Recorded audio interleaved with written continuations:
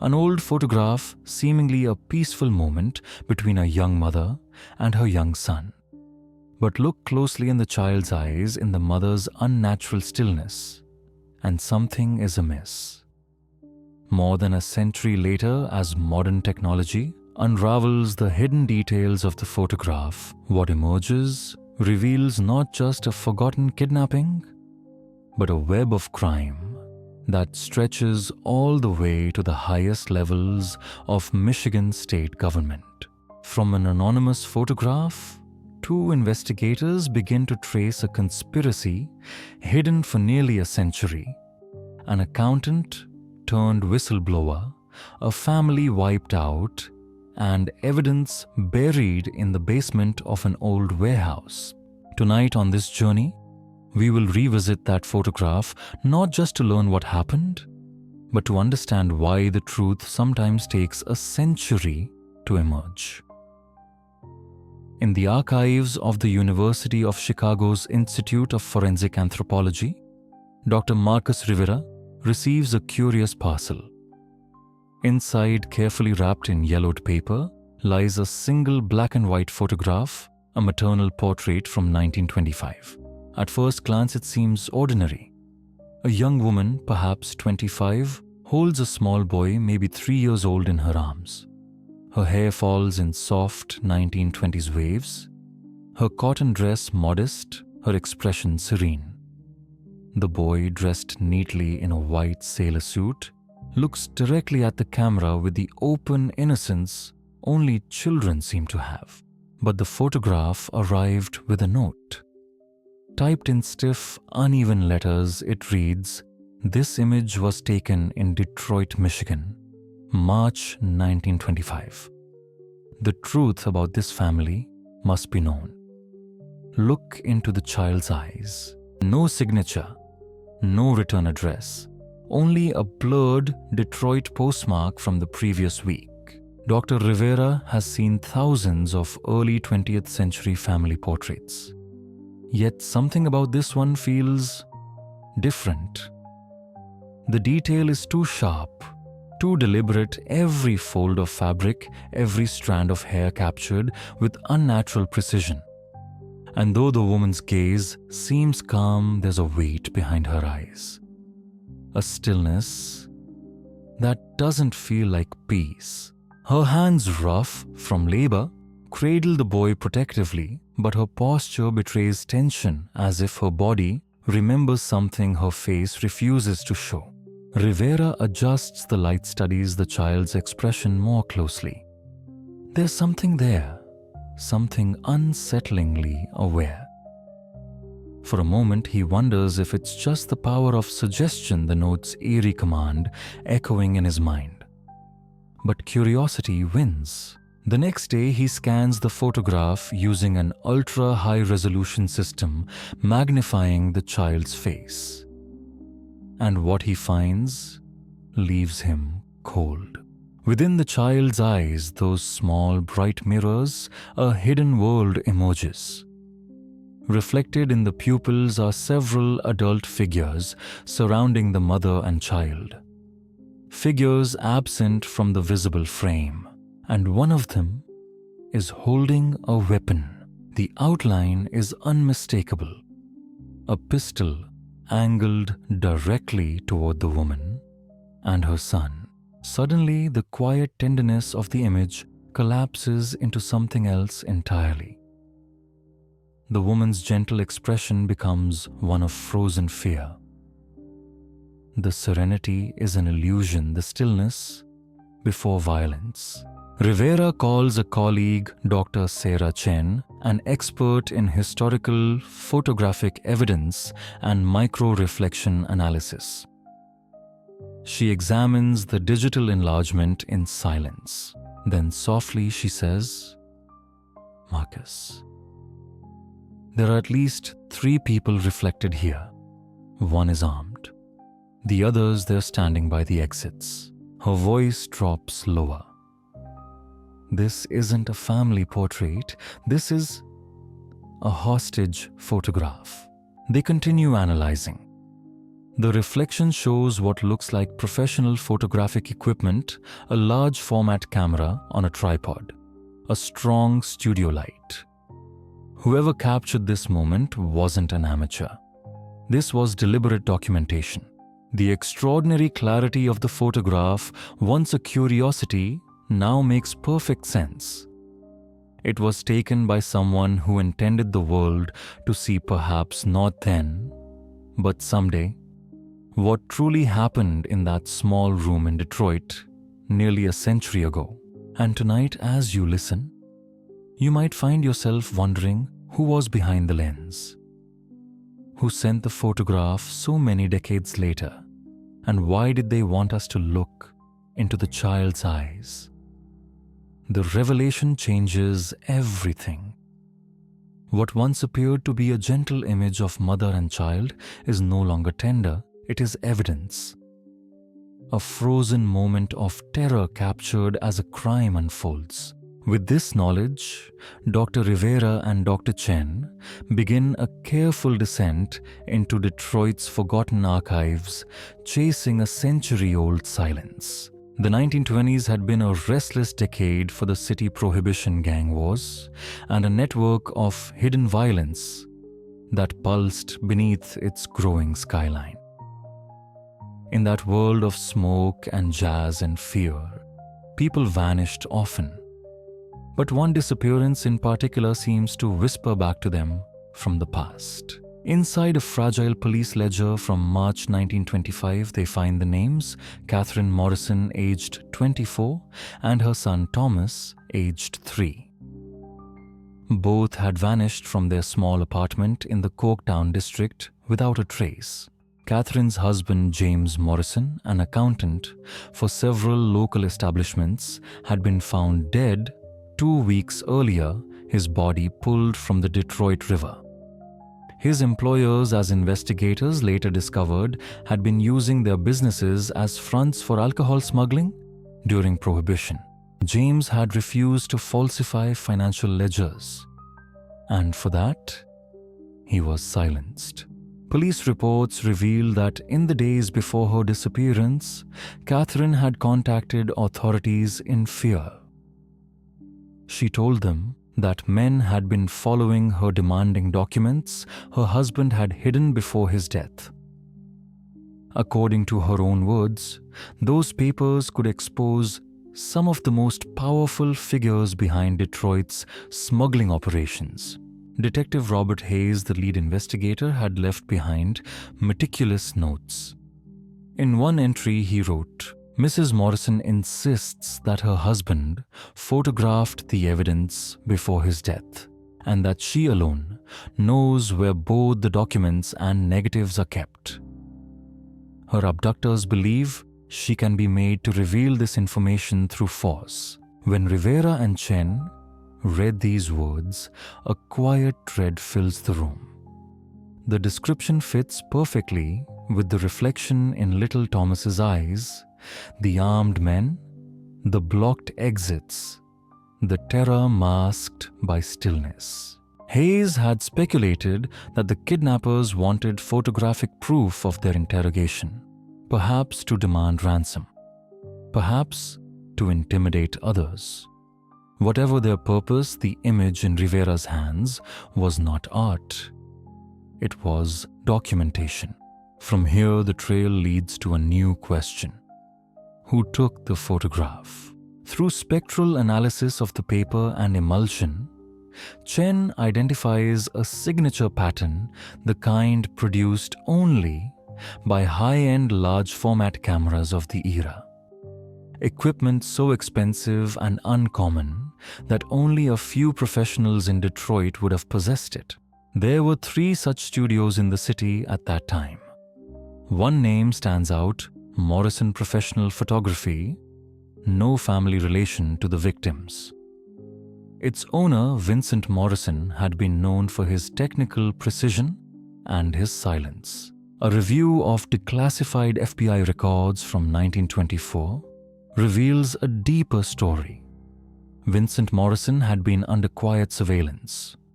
He wasn't just photographing weddings and storefronts. His camera investigators learned often recorded things meant never to be seen evidence for blackmail, intimidation, and extortion. An old federal report written by Agent Thomas Walker, dated April 1925, describes Morrison in chilling detail. Subject operates independently but maintains ties with the city's largest smuggling groups, provides photographic documentation for threats, ransoms, and interrogations. His work is prized for its clarity images, sharp enough to serve as instruments of fear. Dr. Rivera reads the report twice in silence. The words feel like a mirror of the photo before him. Vincent Morrison disappeared in May 1925, just 2 months after the date on the image. Passenger records trace him to Mexico, where he continued his dark profession for nearly a decade, serving criminal syndicates far from Detroit's frozen streets. His death was recorded in 1934 under uncertain circumstances, but somewhere in an unnamed room under the hum of electric light, he had once lifted his camera and captured the final moments of Catherine and little Thomas Morrison. And as Rivera leans back, staring into the grain of the old photograph, a quiet question settles over him. Was this the only image? Or are there others, still waiting, sealed in boxes, their truths hidden in the reflections of frightened eyes? The connection between the photographer and the kidnappers reveals something chilling. Catherine and little Thomas Morrison were not simply victims of random violence. Their suffering had been orchestrated, part of a calculated plan to extract secrets and perhaps to create blackmail against others caught in the same web of corruption.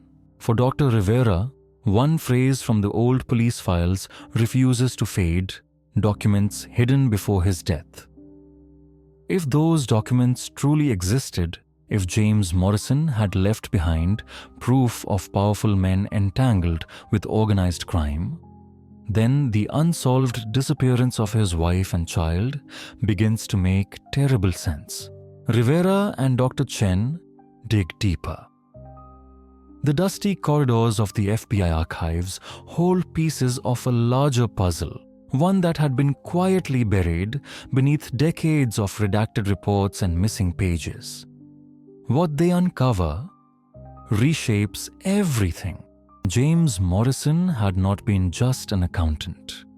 He had been an informant working secretly for federal investigators, gathering evidence against a vast network of corruption that reached far beyond Detroit's dark alleys. According to classified memoranda, Morrison had spent months photographing ledgers, correspondence, and payment records that linked bootleggers to men in suits, men seated in courtrooms, offices, and even the state capitol. His evidence had been precise, damning, and detailed. Federal agents had considered him one of their most valuable sources, a man willing to risk everything for the truth. But truth in 1925 had a dangerous price. A confidential memo, dated 2 days before Morrison's death, still carries the weight of warning. Rivera reads it slowly, the paper trembling faintly in his hands. Morrison has gathered evidence that could result in the prosecution of at least 12 prominent figures, including 2 judges and 1 member of Congress. Intelligence indicates his cover has been compromised. His life is in immediate danger. The memo goes on to note that Morrison refused to flee.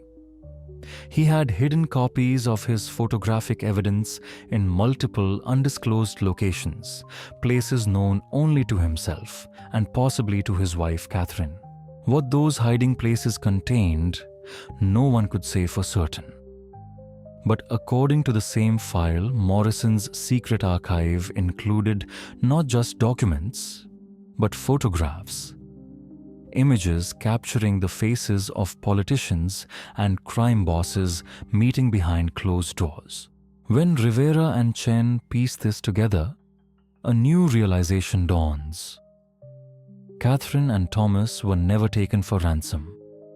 They were taken for information. Information that could have brought down a government.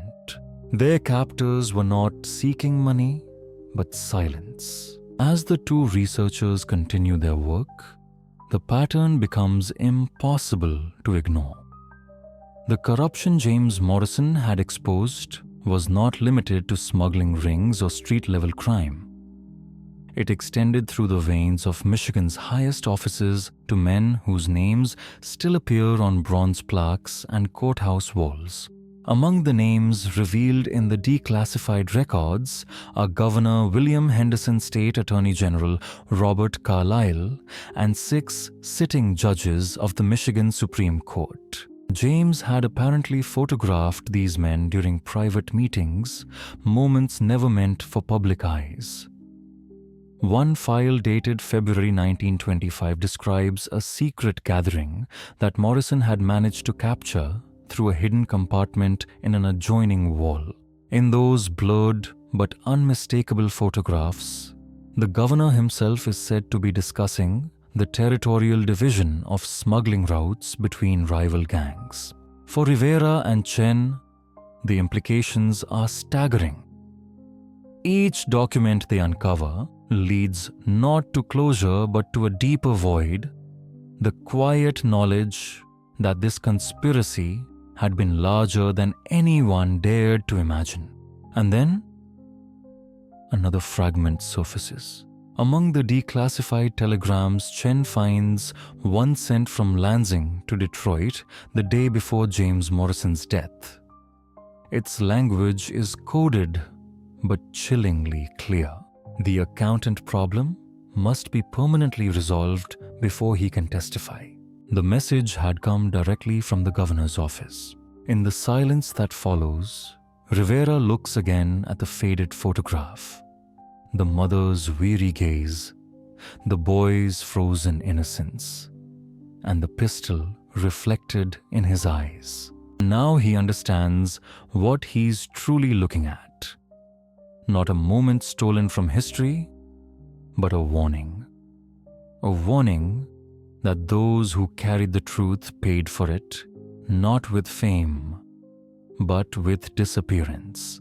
And as the light in the archive room dims, a question lingers low and heavy in the air. If this photograph was meant to document fear, then who even now wanted it to be found? The photograph of Catherine and Thomas Morrison, now seen for what it truly is, no longer feels like a relic of the past. It has become evidence not only of a single crime, but of a vast and deliberate conspiracy, one that reached the highest levels of Michigan state government. Dr. Rivera's research confirms what the reflections had whispered all along. The kidnappers hadn't acted alone. They had operated under protection and likely under orders from officials who had everything to lose if James Morrison's evidence were ever exposed. The deeper Rivera looks, the more the official record begins to fracture. Detective Robert Hayes, the man who had once fought to uncover the truth of Catherine and Thomas's disappearance, had been quietly reassigned to a remote rural post only a week after his investigation began. 2 months later, a fire consumed his Detroit precinct. Among the items destroyed, every file connected to the Morrison case. Accidental, the report said. But Rivera and Chen both know how neatly history can disguise intention. They turn again to the photograph, the single surviving witness, to what really happened. Using advanced digital enhancement techniques unavailable even a decade ago, they magnify the image far beyond its original clarity. And within those enlargements, the horror deepens. In the reflection of the child's eyes, more details emerge, faint outlines that no one in 1925 could ever have imagined would one day be seen. The interrogation, they realize, took place in the basement of an industrial building most likely a warehouse in Detroit's Port District. The space was dim but functional. Brick walls, concrete floor, a low ceiling crossed with pipes. And there, under the cruel geometry of light and shadow, something else comes into focus. Tables lined with instruments, objects designed not for questioning, but for torture.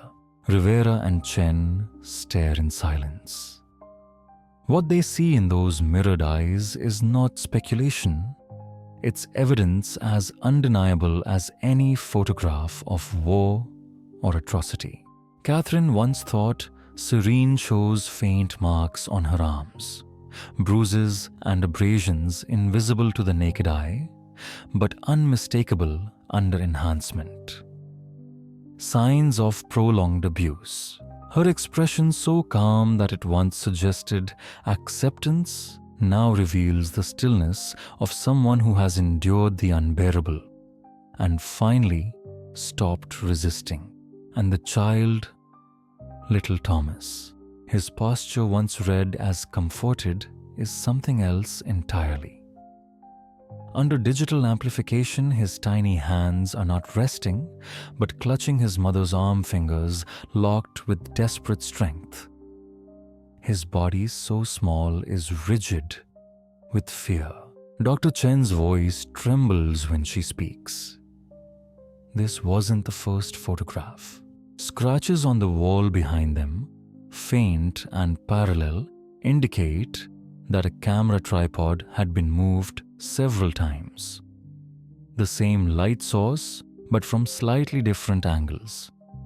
The evidence suggests a sequence, perhaps dozens of photographs, capturing each stage of their torment. The clarity that once impressed Rivera now feels grotesque.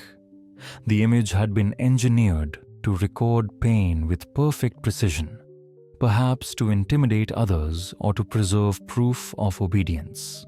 Analysis of the light source reveals even more. It was not artificial.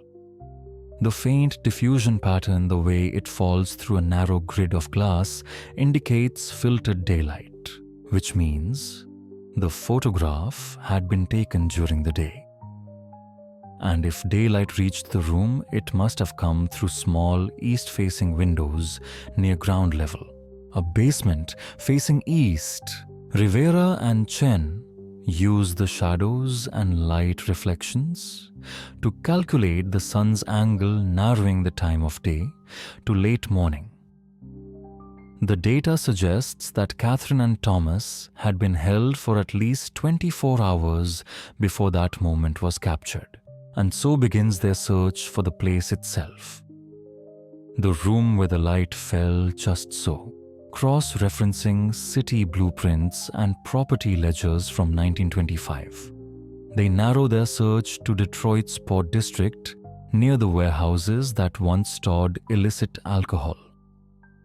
Several of these had been rented by front companies, later tied to organized crime. One name stands out, the Miller Warehouse on Porter Street. On paper, it belonged to the Great Lakes Import Company. But FBI archives reveal what the name concealed. It was a front for the notorious Purple Gang, the most violent criminal organization in Detroit's Prohibition era.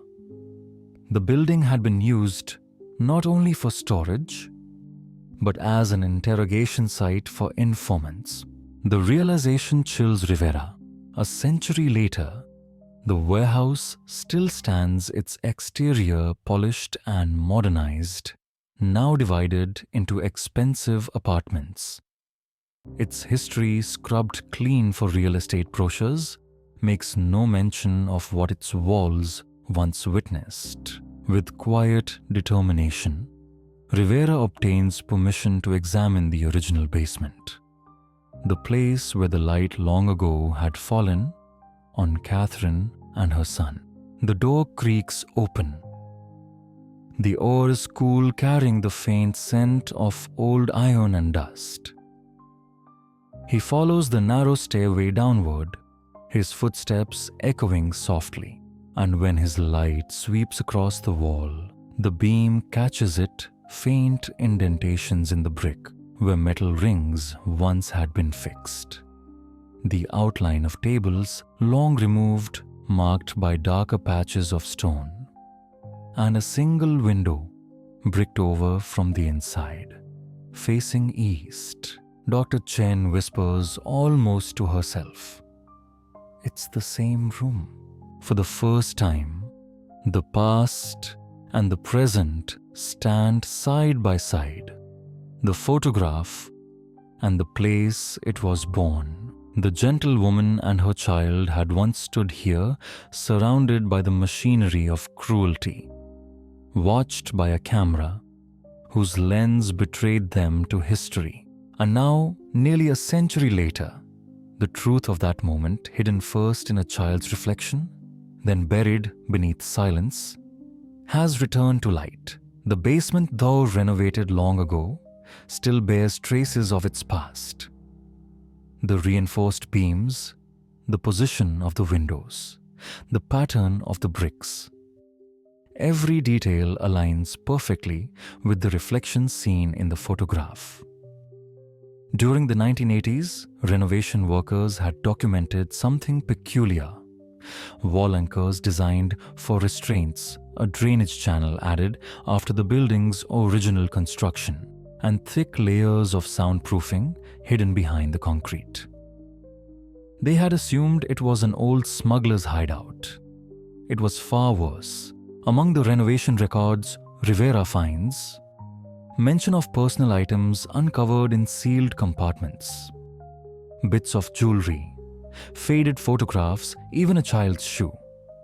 The shoe preserved by accident matches exactly the style and size Thomas Morrison would have worn. That single object transforms the case from hypothesis to confirmation. The place where Catherine and Thomas were held has finally been found. But what comes next surpasses every expectation. Using ground-penetrating radar, Rivera's team detects a hollow space behind a false wall the renovation had overlooked.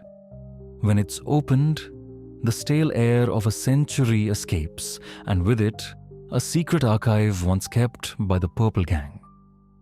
Inside, hundreds of photographs, ledgers, and documents used for extortion during the 1920s. Among them lies the complete series of Catherine and Thomas Morrison's ordeal images documenting a week of captivity. In the early photographs, Catherine's expression still holds defiance. By the final images, her strength has been broken by relentless torture. Thomas appears in every frame, forced to witness what no child should ever see. The photographs are methodical, deliberate records meant not only to extract information but to terrorize. Yet, within this chamber of cruelty, Rivera and Chen find something unexpected, the very documents James Morrison had hidden before his death. They detail a vast web of corruption, linking state officials to international smuggling operations, reaching Canada, Mexico, and Europe. Among these papers is a letter written by Catherine herself, her last act of resistance. In unsteady handwriting, she addresses whoever might one day find it. "I know we will not survive this, but if I give them what they want, many more will die. James gave his life to reveal the truth. I cannot betray him, no matter what they do to me." Her words, preserved in silence for a century, bring an entire chapter of history into the light. The revelations ignite one of the largest historical investigations in Michigan's history. Estates of long-dead politicians face lawsuits. The University of Michigan establishes the James Morrison Archive to preserve the newly uncovered evidence and to study unsolved historical crimes.